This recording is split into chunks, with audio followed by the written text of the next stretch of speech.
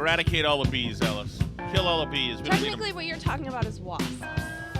I don't know what those bastards were today, but at risk of sounding racist, we can eradicate wasps, I think. Poor Alice had a bee in her mouth today. Oh my gosh, yes. So I ran my 5K and then I went to the beer garden to have a beer to like rehydrate and get carbs because beer is a health drink, in my opinion. And there were wasps like everywhere. Wasps. They were going crazy. I mean, this is like the season when they go nuts. Morgan on Twitter was saying they go crazy from the apples that fall. Like, whatever it is, this is the season for wasps. We had it when we first moved to this house in the fall. Like, they're just crazy this time of year, like right before they all die from being cold. But at the field where we were, where there was obviously like a bunch of trash cans and people eating stuff, and they were just like having a field day. They were nuts, the wasps. So, yeah. So we're sitting here and like keep batting them away in the beer tent with our friends, and they keep like landing on the beers. And our friend says, like, imagine if you like accidentally drank a wasp. Yeah. So this was in my head now.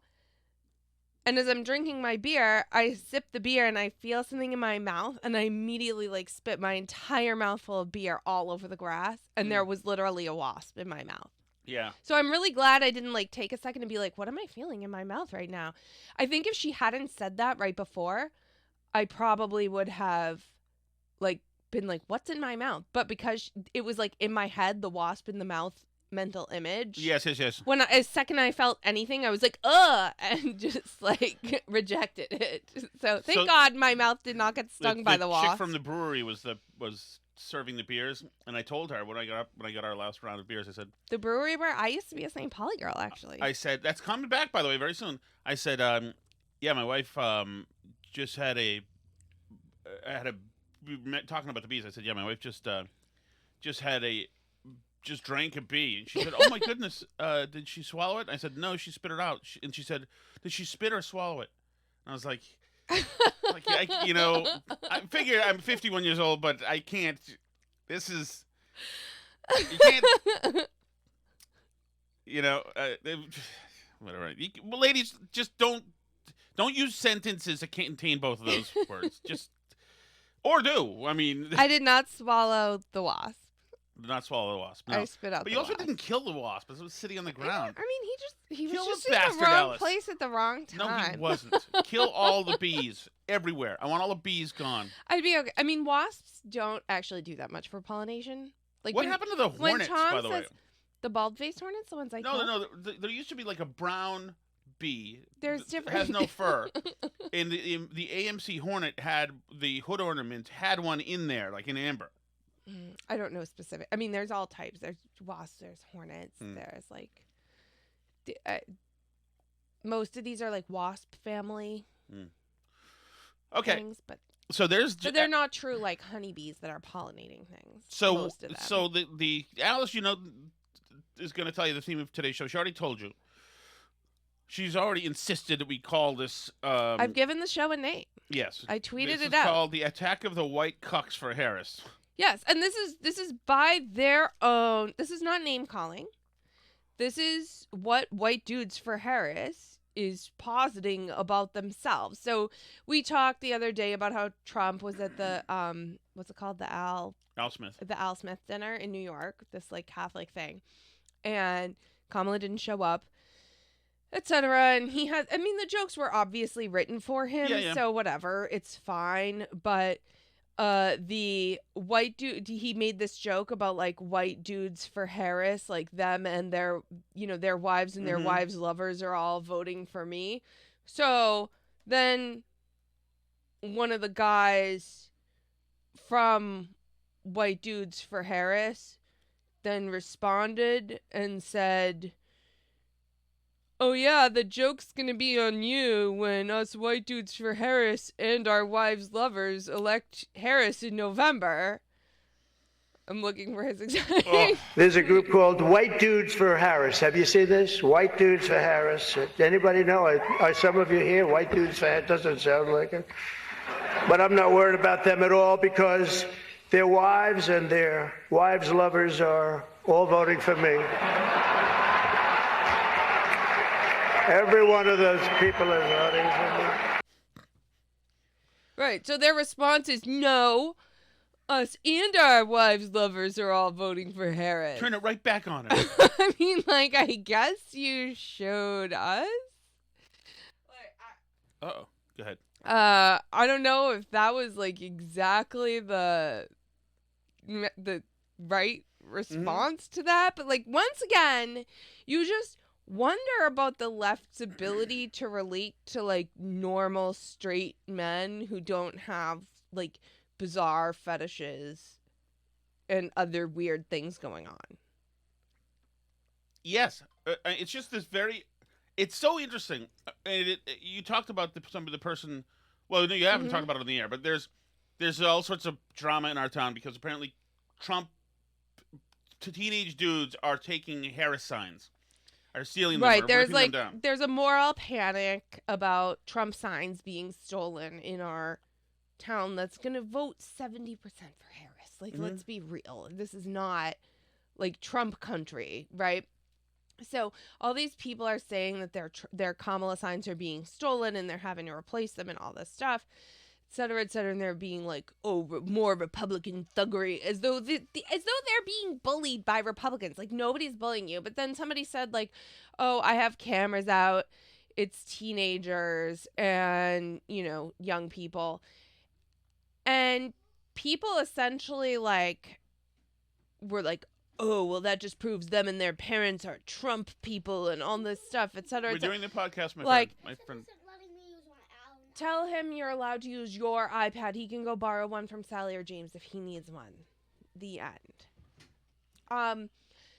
So there's a feeling amongst these left liberals that the problem Sally, I don't want to wake the baby up. with these young teenage boys is that their parents have indoctrinated them with these like Trumpy values. I think the problem, which is writ large across the entire electorate, because if Trump gets anything like the numbers that these polls are showing with young men, where the gender divide is getting bigger and bigger through every generation, where more men are voting Republican and more women are voting Democrat, but especially more men are voting Republican, and more black men are voting Republican, more Hispanic men are voting Republican. It's a huge problem for the Democratic Party, and they're seeing the same numbers in the polls that we are. If that's anything close to reality, they are in huge electoral trouble. Yes. Not just now, but way into the future, because the thought on the left was that all the mean, bad, old white men Republicans were going to die, and then their young, diverse coalition of progressives would take over the country and everything would go their way forever after that. Like, they were going to win this demographic war, part of which, by the way, was, of course, the Great Replacement Theory, where it was like, we're just going to import all these immigrants and outnumber the old white men. Which then they started to call conspiracy theory once Republicans started to say, we don't really like that. So, I mean, like, whatever. Anyway, I'm getting off track. But they have a big problem with young men. And part of the problem is exactly what we're seeing, which is that, like, it used to be that the edgiest thing that young people could do was, like, go smoke on the corner and skip class and smoke weed and, you know, do these things, go wreck their parents' car, or would throw a house party, like. But now their parents have all become so tolerant and accepting of all this stuff that the edgiest thing they can possibly do that's going to freak out the guidance counselor and their parents and all their parents' nice civilized friends is steal a Kamala Harris sign. Right. Or, I mean, like, really, being into Trump, wearing a red MAGA hat, that's like the thing that's gonna get your mom's therapist the most worked up out of all the things that you could do. Well, yes, doing that crime on his behalf. Yes, absolutely. But not only that, but the thing that are making these moms in towns like this take all this psychotropic medication is Trump and all the narratives and storylines about him that they now believe totally. So, of course, if you're a punk high school kid, you're saying, wow, there's nothing that upset my mother more than Trump. And you've seen... Of course. And, by the way, young men, boys and men, they saw some badassery with Trump this summer getting shot at. Right, of course. And it was interesting. You know, there was that awesome... I forgot who did the song. does the rooster? They come to kill the rooster. Yeah, that was the song, but I don't know. Morgan will know. It's but so there was this, like, it was a viral video made of Trump, like, doing the thing, etc., which, by the way, got taken down, like, taken away. You know, I can imagine what other stuff got taken down, but he has exhibited traits that young men would certainly like. There's toughness. He's not weird in the way that Tim Walz is weird. He's not weird in the way that those dudes who did that video are weird. He's not weird in the way that the trans movement, like, of course, by the way, if my mom and dad are trying to drag me to a drag show as a teenager too, F that, I'm going for the guy who's not the... So this was this dude, the White Dudes for Harris dude. This is literally word for word what he tweeted. Ross Morales Raquetto tweeted, "Last night, Trump asserted that all the white men voting for Harris are cucks. Think he's going to be surprised in November when we and our wives' lovers elect Kamala Harris as our next president." Like, you just simply, like, you didn't... Like, is that what teenage boys find manly and inspiring? No, and here's another thing. No. And they don't, and also, mom's scaring the family. And so is Beta Dad. Beta Dad is scaring the family over climate change and this and that. You know who's not worried with anything? Trump. Yeah. He's not worried about any of this nonsense. And they keep tossing him in jail. Do you think any of Trump's kids ever cried in a movie theater because they were afraid of a shooter? No. And, by the way, they're trying to toss him in jail. He's been booked. The left did this. They did this. You made Trump an alpha, a spire. You did this. And so, of course, and also, you found the one guy in the world who's not going to emotionally break. He doesn't have that. He doesn't care. You can keep putting him in jail. You can keep doing this stuff. He doesn't have that. Now, we're going to get to more of this David Hogg stuff, which is directly related, coming up. But the Democrats another thing I noticed was that I was watching on the Bill Maher show. It was David Hogg. It was Mark Cuban. And Joe Scarborough. And, White Dudes for Harris. Represent. But like, Cuban does have some of it. Scarborough I wouldn't consider really a milquetoasty kind of guy. But they had a kvetch fest about all the threats that Trump has made, and all four of them. Oh, and the Russia thing actually did happen. Yes, absolutely. And he just said that he's going to put his political enemies in jail, and he just said he was going to use the military against Americans, and he just said that, and he really said that, and it was like just this bitch fest. It sounded like three great aunts bitching. And of course, like, you don't want to be near that energy. We talked about, like, how the energy of somebody who's panicking is never productive energy. You don't want... That's not... People are not drawn to that. Tell him to do it right now. Right now. Or else he's in trouble. And people aren't drawn to that. People... Of course not. Talk about the political ick. Especially young men, are like, that's not the energy I need. Like, men and dogs don't want to have somebody wigging out. They need you to be the alpha, the leader, okay? Mm-hmm. And that doesn't mean, so for spending time here... pretending drag shows are fun, and the guy's going because it's because we all went to college here, so it's like completely. Well, and here's where, like, the cuck metaphor is so important too. And remember a few years ago they tried to tell us all that, like, calling people cuck was a racist thing. I would say, by the way, if you're a husband, Alice, and you let your wife tell you to go to a drag show and you actually go, that is a version of being cucked. Oh, it totally is. But I think the reason why that metaphor is so powerful and important, and why they all cried about it and told us it was racist to even say cuck a few years ago, and despite that, it caught on and it's so apt, is because ultimately, like you say, men and dogs sense this, like, ick beta male energy. Mm-hmm.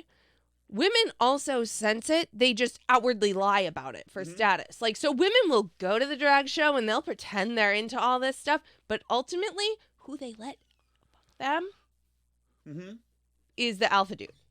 Right. Right? And that's why, like, the cuck thing is so important, because, like, women have revealed preferences, right? And, like, women do, like, pretend a lot of this stuff for status in their social circles, but at the end of the day, like, women also get the ick from these men. Right. Like, and a lot of them, and I say this out of personal experience, like, a lot of them are creeps and weirdos and give off, like, bad negative energy in all their Totally. interactions. And I don't know if like I don't know what I give off that I like seem to attract this in particular, but I especially see, I don't know if it's just I'm like really vocal or assertive or like I give off too much masculine energy for them and it like makes them uncomfortable or what, but like I seem to like really draw their anger towards me for some reason. Like whatever I put out into the universe seems to make beta males extremely angry at me. And like I swear I'm not like doing it on purpose, but I've told you guys a story. We went to someone's house party in Melrose, and this guy was there who was their friend, who's kind of like a famous cartoonist. He's a huge lefty. And I don't even know like how this conversation got started, but he like found out I was a Republican. And so he started to lecture me about abortion. And I don't know why. It was liberal men. It was the Sandra Fluke, Rush Limbaugh. Oh, was that what it was? Okay. So he started to lecture me about this stuff, like about like women's reproductive health care, which, and once again, like, I don't know why, but it seems to be a pattern with these, like, male feminist lefty beta types, that the issue that they care about most is women's freaking abortions and birth control. Like, it's very weird. And you defended it's Rush creepy. against Sandra Fluke, and you remember what I happened? said I like Rush Limbaugh. This man, quote, man, who's very secure in his masculinity and totally fine, because I disagreed with him politically at a house party of a mutual friend of ours, put his hand in my face, like right up in my face, and was like, stop. It was like the most aggressive I've ever seen a man be towards me. And it was because of a conversation like he got going where he had a problem where I was a Republican and Rush Limbaugh had done this to Sandra Fluke, I guess. But like, they're obsessed with women's reproductive health care. It's so weird. It's so creepy. Their behavior is so strange. And like, I don't know, this dude on Twitter like got into me about abortion last night. And like, I normally ignore him. I think I actually have him muted, but he lives literally in our town and he's been so creepy and weird to me. Like, I don't even bring this up because I care, but it's like just another example of this type of weird behavior, because this man, like, because I disagreed with him in a public, one of our town Facebook groups where like all of our mutual friends are, like, I disagreed with him about a local political candidate. He Googled me and was like, I know where your husband works. He works at that rag, the lol son. I have screenshots of all of this, by the way. So like, I mean, if you want to go find it in my replies, whatever. This dude lives in our town. He like has made documentaries about how dangerous Trump is and like thinks he's somebody. So he friggin' lives in my replies on Twitter. He wants to be somebody. He wants to be somebody. He thinks he's somebody.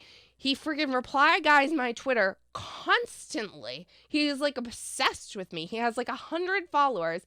He's like Googled me and like yelled at me about where my husband works in our local Facebook page, to the point where like other moms were saying to me for weeks after this, like, who is this guy? This is so weird. Why is he like Googling you like this? It's so strange. It's like weird, creepy, bizarre, like, dare I say, toxic masculinity type behavior. And the only people I've ever seen that from are so-called like male feminists who are obsessed with women's reproductive health care for some reason. That's like literally the only thing they care about is like abortions and birth control. Like, please put the women on abortions and birth control. And how dare you, like, although he did, I feel like he made somewhat of a breakthrough in his like rantings, mostly to himself on Twitter, where at the end of his big rant about how much he cares about women, he said that he has health problems and he needs women to keep aborting their babies so they can keep making him stem cell treatments to save his life. So not creepy at all. You can write a screenplay about that. That's not freaking weird at all. Please keep killing your babies. I need them to live, said the creepy vampire man living across town from me, who for some reason Googles me constantly. Like, please seek help, Kevin. I like really, really seek help. That's fine. But that's typical. Like, so when I say that these like beta men are all creepy weirdos and you scratch a male feminist and you find a like creepy misogynist asshole, like, it's without fail. It's fucking crazy. Sorry for swearing. Sorry. But it's like, this is based on my personal experiences dealing with these people. Every time you have a man who's obsessed with making sure women have abortion rights, like to the point of craziness, where they're willing to like be an asshole in like a party situation with other people there to somebody who disagrees with that, every time it's like they turn out to be a total weirdo. Well, yeah. Every remember, it time. comes from a place of trying to bask in the warm glow of sympathy. You see how sympathetic I am? See how much I care about women? See? I love women. Yep. I love women. Exactly. And I want to get to this because the White Dudes for Harris leader, the other one, not the one who says his wife's lover's also voting for Harris, the other one posted a big screed this weekend all about this because the Democrats are in a panic. And we can get to the poll numbers in a bit, but like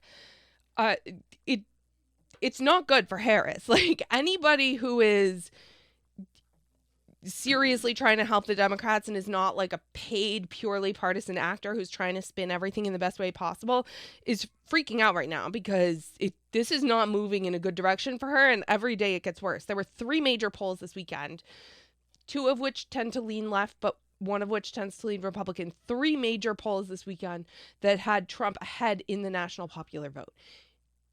Harris needs to win the national popular vote by 2 points for Trump to not win the Electoral College. So if Trump wins the popular vote by 2 points, like, I'm sorry, she's just cooked. Like, it's not impossible for her to still win the Electoral College, but it's not a great scene.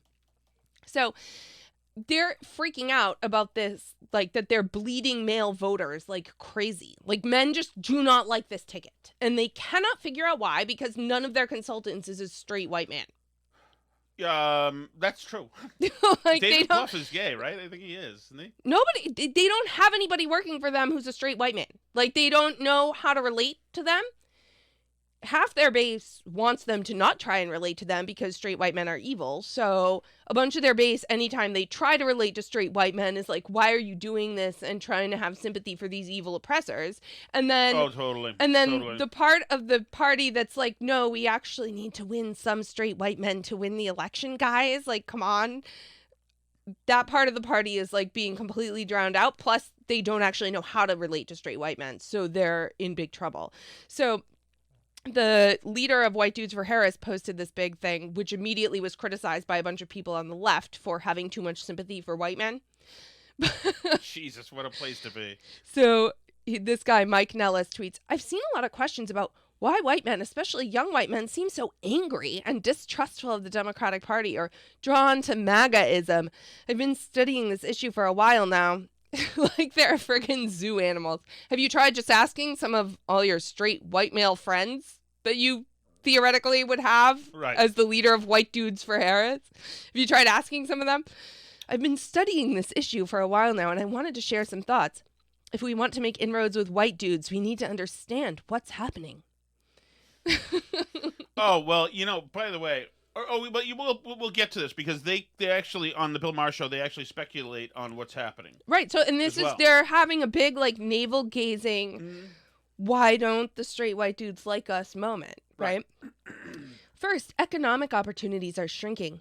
Young men are struggling with stagnant wages and fewer job prospects, making it harder for them to gain independence, start families, or even feel secure in adulthood. That instability makes many susceptible to the MAGA whirlpool. What do you mean, why? Because Joe Biden created a lot of economic uncertainty and instability for them, and they had more when Trump was president? That kind of situation? It's so funny that you say that, because it's much like what the people were talking about in the Bill Maher thing. They were saying, well, by the way, we need to be careful.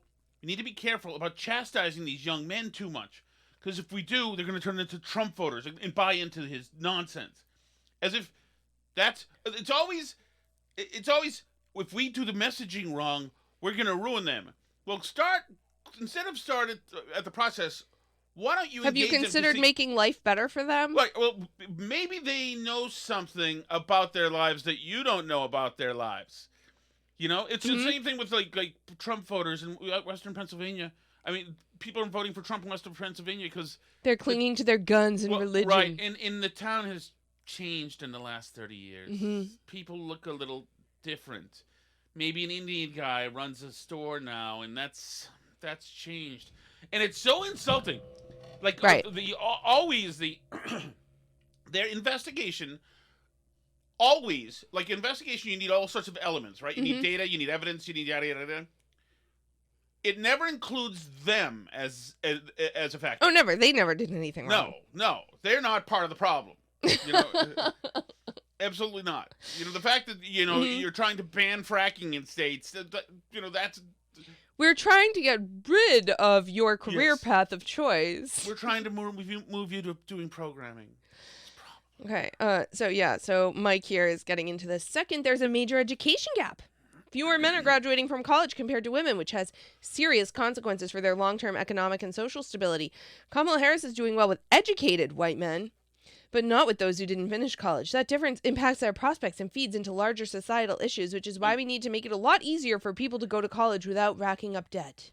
That is precisely not the takeaway. That is the opposite of it, unless it's a trade school, because one of the places that people learn that the hallowed halls of credentialism is uniquely elite is in college, where they learn social and emotional learning and activism and all sorts of other things. And they assume that since this is costing me $90,000 a year, it must be doing something good. Yes, and I'm going to get a great job as an engineer, a bioengineer at the end of all this. This is right. This is the just rewards for living a just life. Mm-hmm. All I have to do is be preachy, go to drag shows, trans my kids, and, that's fine. It's a language I learned in college, and I want to bring it out to the world. And they're noticing now that other people look at them like being looked down their nose by them. Like, F you, you freak. You just had 2 sons who are now 2 daughters, and I'm weird. I know. And by the way, we need to make it easier for people to go to college without racking up debt. So your takeaway is that we should have the white men who aren't going to college pay for the people who are, and that's a way to win them over.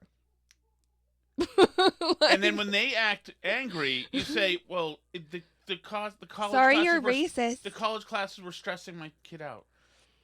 Paying the bill was stressing my kid out, having to pay this. So it was like as if, so you don't, because you're an elite, if you feel stressed, then the rest of the world has to pander to you, cater to you somehow. Mm-hmm. When the Western Pennsylvania people feel stress, sucks to be them. Well, here's showing some sympathy. Third, we're facing a national mental health and social isolation crisis. Mm-hmm. Young men are lonelier and struggling with mental health issues at higher rates, fueled by social media and the erosion of traditional community institutions, churches, men's groups, etc. Who wrecked those? I don't know. I can't think. Well, right. And, white men in America are 4 times more likely to commit suicide than any other group. This is a national crisis, and we're barely talking about it. Fourth, there's an identity crisis. Gender roles and societal expectations are shifting, which is a good thing, and young men are left wondering where they fit in. Without positive role models, many gravitate towards toxic figures like Donald Trump because at least someone is speaking to their frustrations, however inartfully, which is being generous.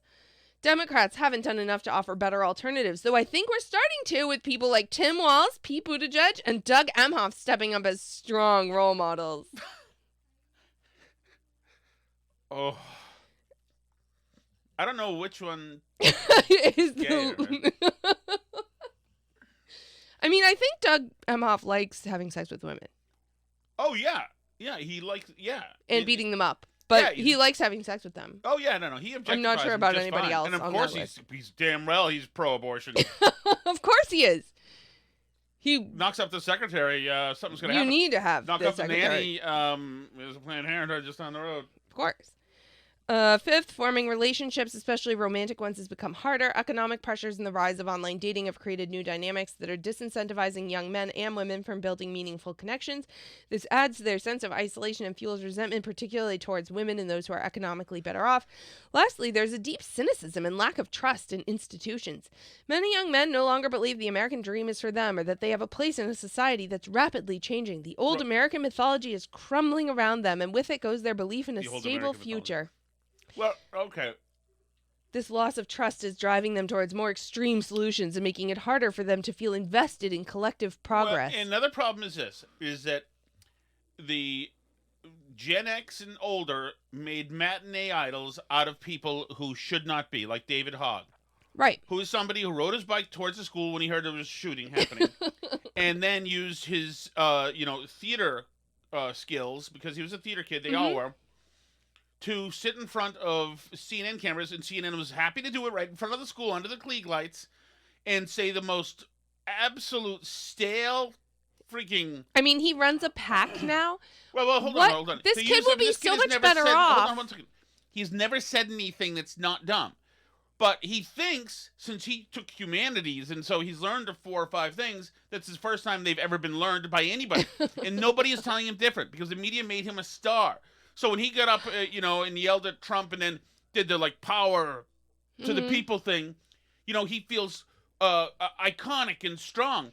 But he's not. He's a very pronounced pussy, among other things. Do you remember when he said that the gun control movement was, rooted in queer indigenous rights? Of course, he's going to say every cliche thing because he doesn't know, because he has been robbed of the chance to live a real life. Well, right. Wouldn't he be so much better off if he just, went and got a normal job and became a normal person instead of trying to, go out here and do politics? So let me play something. It's, painful. Why the anxiety? Well, no, I don't want to play this one. Although it might be making me play this one. Why is your generation known for having so much anxiety? What is causing anxiety? Do they realize that they live actually in the best time ever for a human being to be alive? Yeah, I think it's obviously hard for us to see that, because we're not going to hear news stories about how your life is so great and everything's good, especially when we're seeing school shootings happen all the time, right? We are growing up as a generation, not dissimilar, frankly, from yours, Bill, where I know that your generation didn't go through school shooter drills, but you did go through nuclear bomb drills, right? And that created a lot of anxiety. And for our generation, what we're being told by our government is the best thing. But it didn't. I remember. We got under the desk and then we got up. Right. But the difference is... it was the difference is, for us, Bill, the bomb is going off multiple times a year. Oh, what a dumb... his metaphors suck. The bomb is actually not going off multiple times a year. If the bomb went off 1 time a year, that's about 30 million people killed, The bomb... Right. And using this hyperbole, the bomb is going off multiple times a year. I do remember... I'm also saying, by the way, we're having school shootings every day. It's not happening. Most kids are not afraid of school shootings unless their parents tell them to be. Right. Kids aren't afraid of stuff because of the drills that happen at school. Well, we've always had fire drills. Right, and but schools if do catch on fire. We do have some people who live near us who I bet you are afraid of school shootings. We know the ones. Oh, yeah. The ones who were made to wear masks and made to wear masks. Yeah, we knew people whose kids were terrified of COVID. Yes. Who made their kids anxious and unhappy. Those kids are afraid of school shootings. They're afraid of climate change. They're certainly afraid of Donald Trump. The therapy dogs in this town, and there's now 7, are going to be bald from hugs if Trump wins. But that's it. And this also, Hog not knowing anything, it's such a cliche. Oh, back in the day, kids were worried about nuclear war. My brother and I used to watch the news, and they would talk about children being anxious about nuclear war in the 80s. And we wanted nuclear war. We thought it would be the freaking best thing in the world, and everybody would be dead, and if we could somehow survive, we could drive cruise ships around and have cruise ship bumper car fights. It was it was just not true. But also, we also had parents who were assuring us that everything was going to be okay. Everything's going to be okay. There's not going to be a nuclear war. Everything's going to be okay.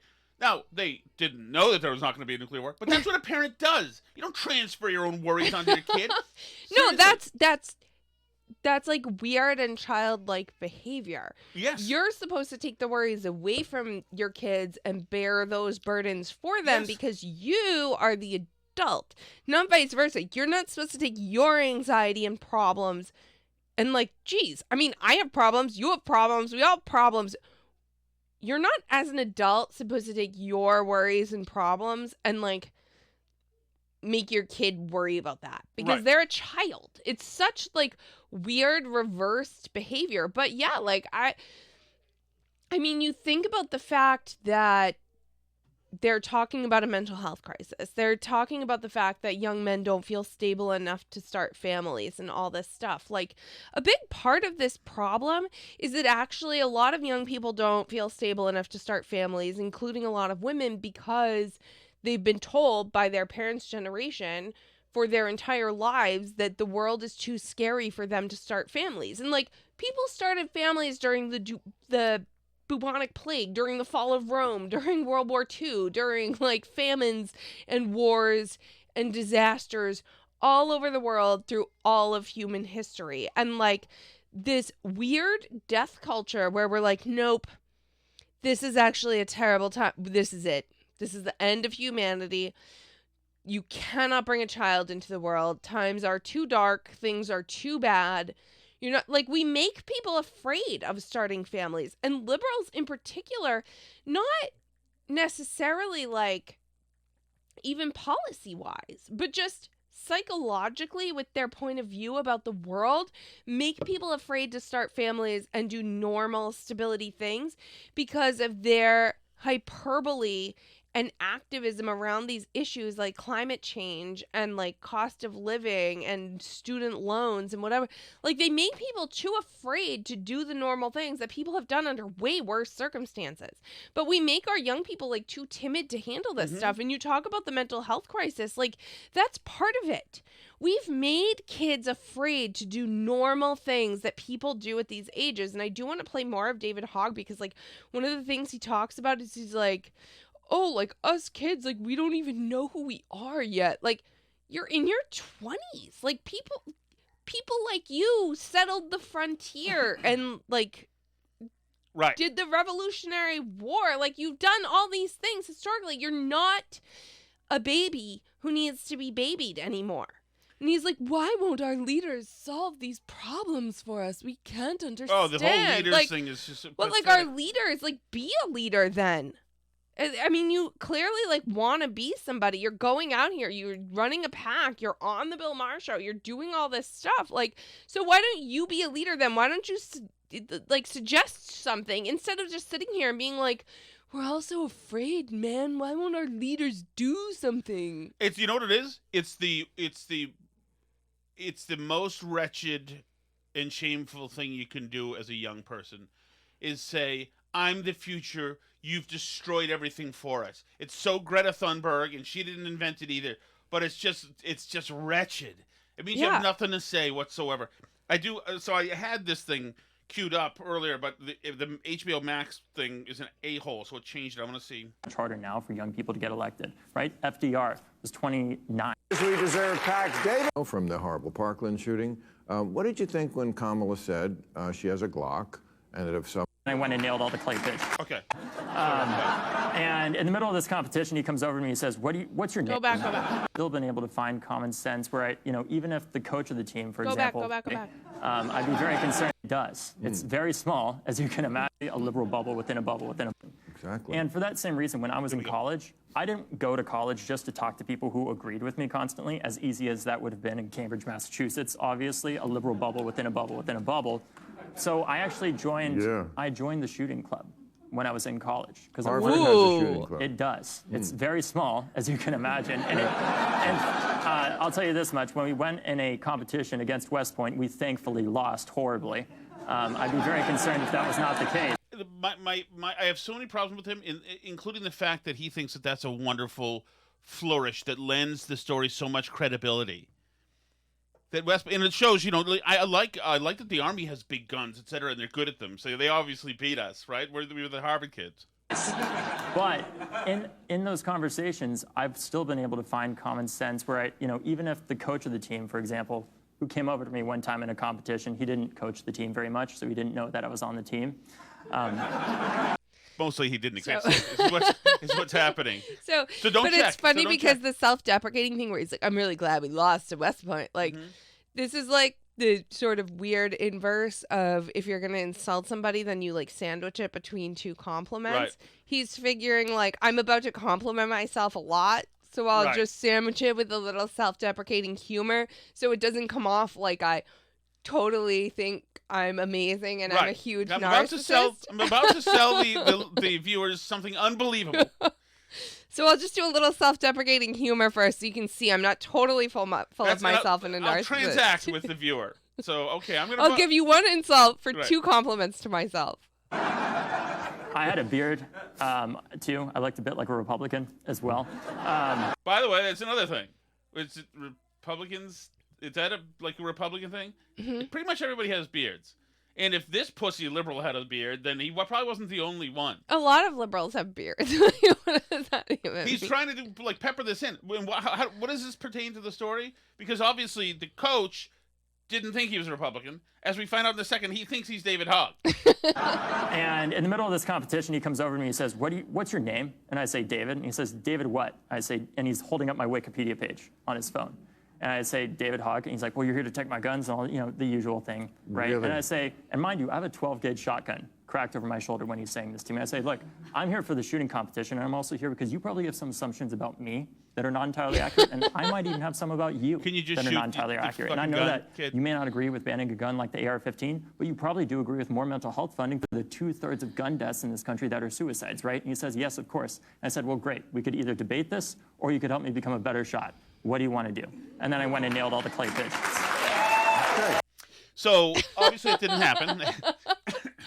He didn't nail the clay pigeons. So bad. There was no coach that's not there a lot who didn't realize that who he was. But he also was looked totally like a fooled by Republican. his Republican disguise His Republican beard. until the exact moment And he he didn't- realized he was And he David didn't Hogg. put his, schlong on the table and say, so we can either come to some agreements or we can do the. He didn't call out the coach that doesn't exist. But if David Hogg were living a real life, then there would have been opportunities to try to be a bigger man than somebody else. There would be opportunities to confront somebody. There's no doubt about that. In the real world, in the David Hogg world, at Harvard, shockingly enough, it didn't happen. It's utterly BS. This guy is trying to ascribe to himself real man attributes. Right, and he's like, I went into their spaces. This is what Mike Nellis from White Dudes from Harris says, is he wants Kamala Harris to go on Joe Rogan because he's like, we can't seed these spaces. We have to, go into these young men's spaces. I've pushed for Kamala Harris to go on Joe Rogan, and I'm praising Pete Buttigieg for going on Fox News. We need to enter these spaces and have real conversations about the issues white men are facing. Like, oh, thanks, guys. You're going to send David Hogg into our spaces and let us know that, we don't have to be attracted to Trump's toxic masculinity. We can look up to Pete Buttigieg and Doug Emhoff instead. This is the plan? This is what you have? Right. And not shockingly, David Hogg feels that he's the first one to have a new thought about Israel. Did you realize that there's a theory out there that you can have a two-state solution? Wow. The question of Harvard, for a while, but certainly since October 7th of last year, was that it's a place where a lot of people go to get stupid. I know there's obviously a lot of brilliant people there, but it is ideologically captured. And I mean, this week, the Israelis finally got Sinwar, the head of Hamas.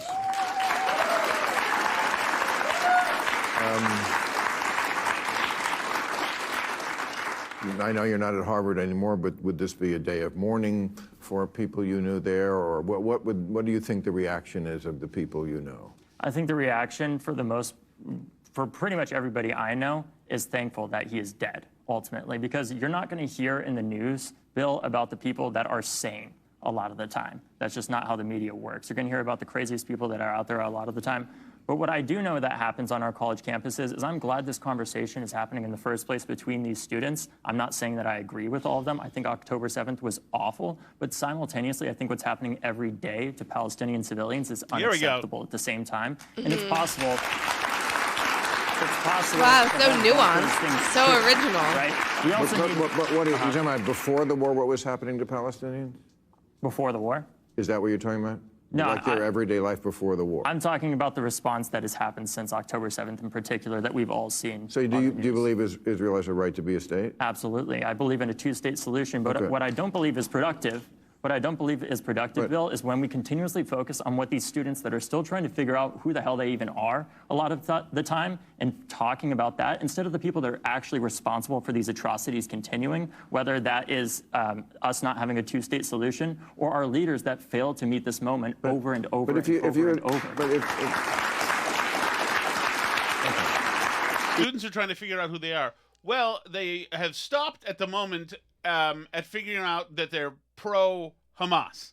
Right, and pro-Hamas is not an exaggeration when you talk about the fact that this week, the New York Times ran an interview with Mia Khalifa, who's a porn star and, quote, Palestinian activist, who spent October 7th, where all the videos were coming out from Hamas of them raping, torturing, raping, and kidnapping people. And did I say murdering? Yeah. Did I say raping twice? Yes, you did. Murdering, raping, torturing, kidnapping, whatever it is. They were doing bad stuff on videos that they were putting out, and she joked about, can someone tell the freedom fighters to flip their phones and film horizontal? Because she wanted a better angle of the Jew killing. The New York Times just ran a big interview with her that's very nuanced about her life called Mia Khalifa's Messy World of Money, Sex, and Activism. Fantastic. I mean, like, she's literally a pro-murdering Jews person. Yes. Like, because she also tweeted that day, like, I can't believe the apartheid regime is being brought down by freedom fighters in Gucci shirts. Like, excuse me? Like, well, we can get to more of the actual substance in a bit, but this is worth finishing this Bill Maher part. Because I get it, Bill. Like, I don't necessarily agree with everything every young person says, obviously. There's a reason I'm on this show right now. But I do agree that we need to have a conversation about this and make progress. And even though these young people, a lot of the time, they can say stupid. Oh, wow. We need to make progress? Wow, should we have some kind of accords? Maybe we should get the Palestinians to get together in a room with the Israelis. What a novel idea, David. What a novel idea. Yeah, wow. Maybe there should be some kind of peace talk. Maybe we should put you in charge. Things that I do not agree with. Ultimately, I'm glad that my generation knows that what the current course that we've been on of just enabling the government of Ben-Gvir, the government of Netanyahu, that was being protested by the Israeli people leading up to October 7th, just acting like Well, they're not everything's against. normal is not the answer. They're not against his policy of prosecuting this war to the end. So that's wrong. They were against certain other things he did, and as a politician, that's a whole different discussion. But as far as what he's doing now in finishing a war that he didn't start, if you concede that Israel does have a right to exist, and two-state solution you mentioned, Israel wanted a two-state solution from the beginning. They gave Gaza back. It wasn't theirs. They weren't running it. What did they do when they had their own state? Gaza was a Palestinian state. They just used it to attack Israel. That's why it's so frustrating when people say, well, let's just have a ceasefire. The best time ever to ever have a ceasefire is right after Israel gets attacked. It was great by Bill Maher to shut the kid up because he doesn't know anything. And that's the point. It's like you could be making this kid into a man. He could be doing stuff to make him a man. Being on world tour as a matinee idol, because he's this theater kid and people have been kissing his ass and telling him he's great and extraordinary talent has not helped him. Now, it might help him enough. Might help him enough to skate by and cheat through and have a career. It might. It did with Don Lemon. I mean, he's also a small brain person who makes a lot of money. But this is how you mint kids that aren't masculine people. This is how you do it. He's got every freaking freaking woke ideology. He ascribes to them all. He doesn't know why he's doing it. He thinks he's new to these ideas, that these ideas are new to the world, and he's uniquely the beneficiary of these kind of new thoughts. None of this stuff is new. None of this stuff is new. But this is what's out there. This is what's out there. I don't want to give. It's like there was last year we talked about it. This guy tried to a dude was going nuts in the streets of New York, and this activist was with his girlfriend and tried to reason with the guy and say, hey, man, listen, come on down. I know you've had trauma. And then the crazy guy stabbed him to death, and he died in front of his girlfriend. It's like, when you're in the real world and you're living in the real world, you learn real world survival. The world teaches you that. If you're ideally, a mom and dad might teach you that. But mom and dad now is saying, no, try to talk the aggressor down with a knife. Try to empathize. Let's have a restorative justice circle. Exactly. And it's it's a suicidal ideology. It's a crazy way to live. Okay, so we got a lot of chat messages.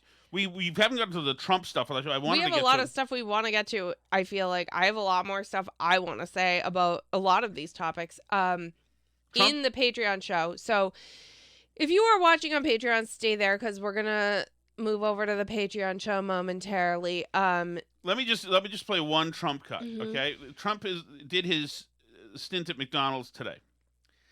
I'm so excited about this. And listen, here's one of the cars that comes by.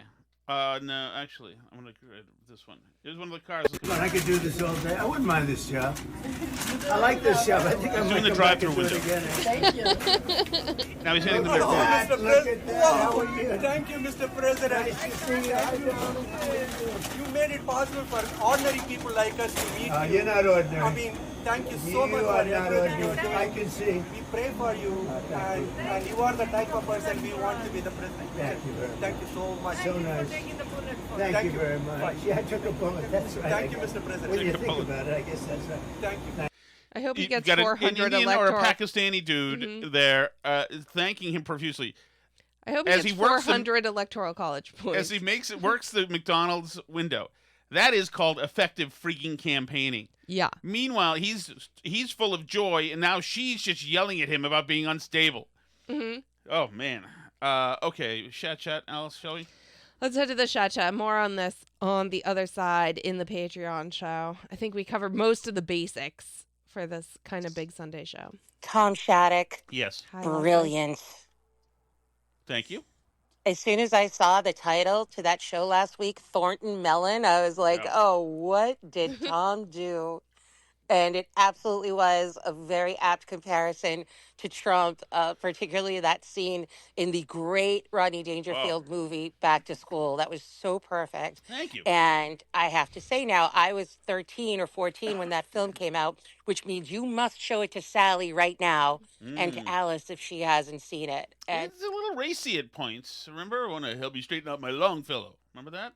People would say that's more like Stallone and Rodney, I think. You got me all nostalgic thinking about it. And I remember even at that tender age, half the cast was already pop culture superstars. And so it was so wild. Have you seen it, Alice? Yeah. Robert My Downey? dad liked that movie. Oh, it's a great movie. Great movie. To see them all in that movie. You had Alice, what was the name of the diving trick he does? I don't remember. Come on, Alice. I'll let one of the guys in the chat answer. Adrienne Barbeau as the bad wife. You had the smoldering Sally Kellerman as the new love. Yes, she is smoldering. That's a good one. Is that who smoldering. is supposed to call him sometime when she has no class? Yes. Okay, Yes. good. Interest. His son was the guy that was in Christine, I don't like that guy, his son, in that movie. He bothers me. the horror movie. Yep. The bad guy, the son's bad guy, was Johnny from Karate Kid. The chauffeur I forgot that. That's right. Oh. was Paulie from Rocky. Yep. And Terry Farrell of future Star Trek fame. And, Who? Terry Farrell, she said? Who was that? of Of course, the future great Star Trek legendary fame. Sam Kinison, not to mention Right. Ned Beatty. So bravo Robert Downey Jr. Come on, Leslie. to you. Oh, Also, Oingo Boingo. Maybe she's about to say that. and of course, of Alice's interest, the great author Kurt Vonnegut as himself, Yep. who Rodney yells at because Rodney paid him to write a paper about himself, and the professor shit on it. Yes.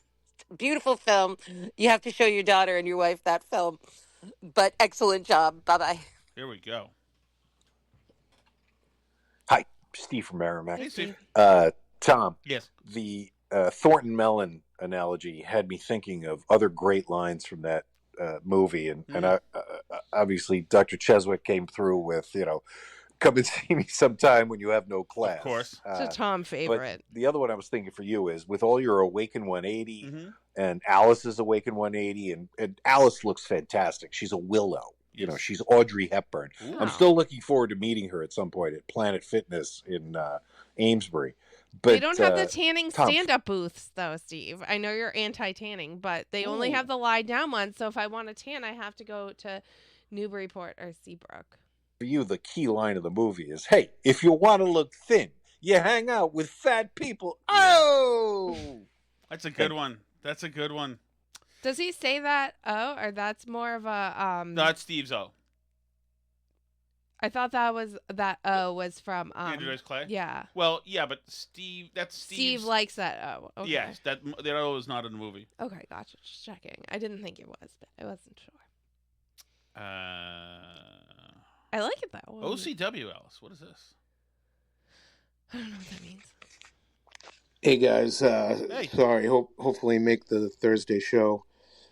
Heard some bombshell allegations today on KMS regarding our very own Steve from Gloucester, Really? who apparently doesn't pay taxes on his black market Amazon grift That true? that he's been running. Good for you, Steve. Good. I know. I Wouldn't think be he the needs to first answer Italian gangster for these not pay allegations taxes. and explain why he doesn't pay taxes. I mean, is there any more of a degenerate than somebody that doesn't pay their taxes? I mean, it's almost as bad as someone who steals coffee carafes from Walmart. But Steve, Oracle of conventional wisdom, you must pay your taxes. You need to pay your fair share. Oh Thank my you. goodness! I am defending Steve in this. I'm sure he will. Tom's anti-paying taxes. I'm anti-taxes. Hi, Steve from Merrimack. Hey, Steve. I wanted to leave a message about yesterday's show, but you guys have already done another show today. Yeah, well, 10 last week, o'clock. Yeah, last we week were- got crazy on But us. I loved the discussion about the Brett Baer interview. I was traveling and I didn't actually get to see the interview in total, but I've heard enough sound cuts and I loved your guys' discussion. Thank you. But you know, I think it's good. She did go on Fox News, but her team is really stupid because, like we've discussed this before, liberal voters are much more siloed, I think. I can only speak for myself, than conservative voters. Like none of Kamala Harris's history or antics or her positions on things, her evasion of questions, is foreign to Fox News viewers. Right. Like Yeah. we seek again, I can only speak for myself. We seek out information from podcasts, from a bunch of different newspapers, like especially international newspapers like the Daily Mail that cover stories that the American press will not cover. And I mean, it was freaking embarrassing. Yeah. But a great discussion of it, including the part which I thought was funny, where Alice was making, I would say she was on a rant. She wasn't ranting. She was making very good points, but she confused the names Biden and Harris a couple times in a row. And Tom, you tried to correct her, and then there would be these pauses, which showed she was completely impervious to your correction, which I had to laugh at. It was funny. But great job, and Thank you. great job, Brett Baer. Yes. Awesome. Mm-hmm. Yeah, that was great, wasn't it? That whole that was our big. That's a huge TikTok. I could do Sorry, this John. all day. Sorry, Donald. Sorry. A huge TikTok success. Before that, Alice, you know the biggest TikTok we had? What was the biggest TikTok we had before? Thornton Mellon. Wow. How many was that? 6,000. And how many was me laughing at Kamala's extremely long pause? It has had about 107,000. Wow. Oh, hold on. Which our kids were like, 100,000 is not that much on TikTok. Mental faculties appeared diminished. You first noticed that President Biden's mental faculties appeared diminished. Joe Biden, I have watched. That was great.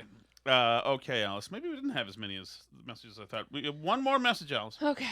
But I'm sure we did. We have 2 all-you-can-eat pod. Oh, messages. that's exciting. Yeah. So, yes, and we'll try There's to get new those- all-you-can-eat podcasts out, by the way. Go listen to them. Yeah, I thought the last one was great, too. I brought a What lot was of the- information. What was the point of the last one? Oh, I mean, there were a lot of things about vinegar. No, but your main... About Splenda and Nicholas Sparks. Yes, about, that's like, right. There was Sparklers, all kinds of Alice. stuff. Mhm. The sparklers. Hello, Steve from Merrimack. I was away for about 6 days and had missed all. What do you do, Steve, when you're away? Is this a business trip? He does, he screens for skin cancer. That's why he's against tanning. He sells stuff So you're in medical sales. Yeah, something like that, I think. Seems like work. Probably very lucrative work, though, right? Mm-hmm. But he's anti-skin cancer, so. The episodes of the Burn Barrel. So when I got back this morning, I listened to the most recent episode first. And I was mystified because there was no mention of Thornton Mellon during this episode, but a couple of people complimented you on the Thornton Mellon analogy. Yes. So I immediately went to the second most recent episode, which was titled Thornton Mellon. Tom, I have to tell you, this is one of the reasons I listened to the Burn Barrel. That was the most brilliant analogy I have heard. Thank you, Steve. Fantastic. It was totally perfect. Bravo. In my wildest dreams, I never would have come up with that. So, wow. Well done, my friend. Well done. Thank you, Steve. There you go, Alice. See? You've been universally praised for that. Thank you. Oh, that was really... that was like somewhere... Genius strikes. Most of my brain is dead at this point, but something like kindled a fire for that one moment. I think that's my final thought, actually. I am officially done now. Don't look for anything more. I'll use this in your eulogy. Yeah, the whole thing should just be about that. You know what? I'll just play the episode at your funeral instead of talking about it. I'll just let people experience the real thing. This was Tom's finest moment. Thank you so much for listening, guys. As I said, if you're on Patreon, you can just stay there. If you're on Patreon, you're watching with the live chat, you can join that and get some extra content each week and stuff at patreon.com/burnbarrel. If you like listening for free, and who doesn't like stuff that's free, you can go to burnbarrelpodcast.com. You can leave chat messages. You can find links to all the different places to listen, like Apple Podcasts, like Spotify. Leave a review, a rating. That stuff theoretically helps. We love you guys. See you in a few. Oh my God, Owen!